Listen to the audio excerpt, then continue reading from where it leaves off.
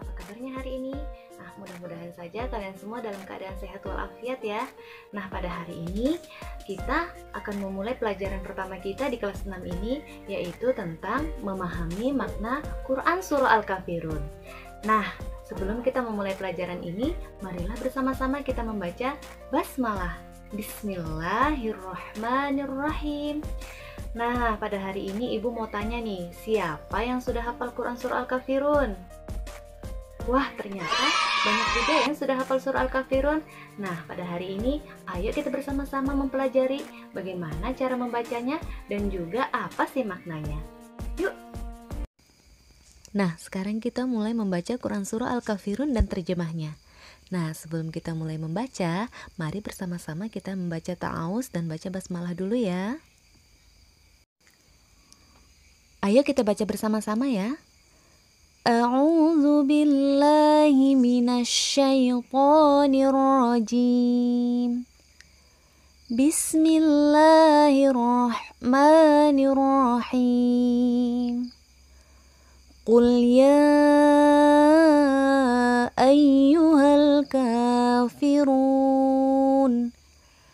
la a'budu ma ta'budun wala antum 'abiduna ma a'bud wala ana 'abidum ma 'abadtum wala antum 'abiduna ma a'bud lakum dinukum waliyadin. Shadaqallahul azim. Nah, itu tadi bacaan dari Quran Surah Al-Kafirun ayat 1 sampai 6. Nah, coba kita artikan apa sih arti dari ayat yang pertama? Qul ya ayyuhal kafirun. Katakanlah Muhammad, wahai orang-orang kafir. La a'budu ma ta'budun. Aku tidak akan menyembah apa yang kamu sembah. Wala antum 'abiduna ma a'bud. Dan kamu bukan penyembah apa yang aku sembah. Wala ana 'abidum ma 'abadtum. Dan aku tidak akan pernah menjadi penyembah apa yang kamu sembah. Wala antum 'abiduna ma a'bud. Dan kamu tidak pula menjadi penyembah apa yang aku sembah. Lakum dinukum waliyadin. Dan untukmu agamamu dan untukku agamaku. Nah, itu tadi adalah arti dari Quran Surah Al-Kafirun. Nah, jadi kalian harus tahu apa sih makna dari Quran Surah Al-Kafirun ini. Oke, sekarang ayo kita mengenal makna Quran Surah Al-Kafirun. Siapa yang tahu surah Al-Kafirun surah yang keberapa di dalam Al-Quran? Ya, benar sekali, surah Al-Kafirun adalah surah ke-109 di dalam Al-Quran. Dan jumlah ayat surah Al-Kafirun ada 6 ayat. Surah Al-Kafirun juga termasuk surah Makkiyah loh, karena dia diturunkan di kota Mekah. Nah, surah Al-Kafirun ini mengisyaratkan tentang pupusnya harapan orang-orang kafir Quraisy pada zaman itu terhadap dakwahnya Nabi Muhammad SAW. Karena Nabi tidak mau mengikuti tata cara beribadah orang-orang kafir. Mereka dipersilahkan beribadah menurut ajaran agamanya sendiri. Ya, kita lanjut ke makna tiap ayat. Pada ayat yang pertama, katakanlah Muhammad, wahai orang-orang kafir. Ini merupakan jawaban Allah melalui Rasulullah yang ditujukan kepada orang-orang kafir.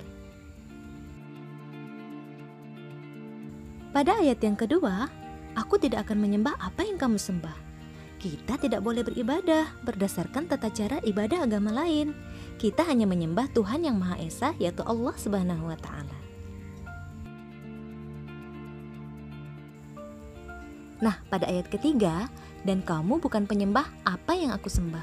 Begitu juga dengan orang kafir, mereka tidak bisa melakukan peribadatan seperti yang dilakukan oleh umat Islam. Pada ayat keempat dan kelima dijelaskan, aku tidak akan pernah menjadi penyembah apa yang kamu sembah, dan kamu tidak pula menjadi penyembah apa yang aku sembah. Kita tidak boleh mencampur adukan agama. Kita harus beribadah sesuai dengan tuntunan Islam yang diajarkan Rasulullah Shallallahu Alaihi Wasallam. Pada ayat ke-6, untukmu agamamu dan untukku agamaku. Kita harus menghormati ajaran agama yang dianut oleh mereka yang berbeda agama dengan kita.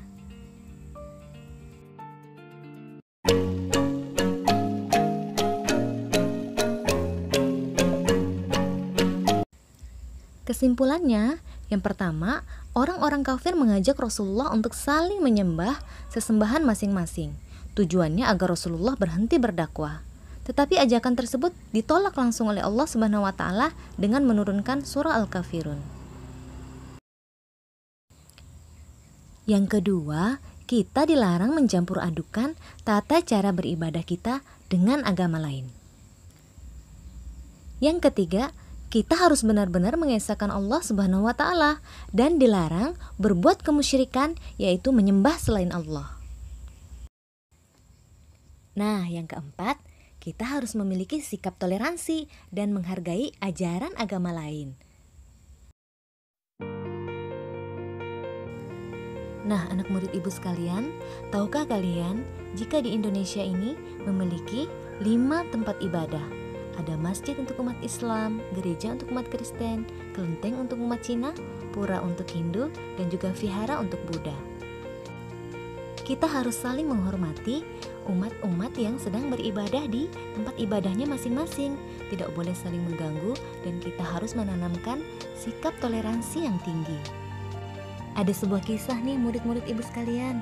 Pada zaman Khalifah Umar bin Khattab, dia sedang menaklukkan kota Palestina.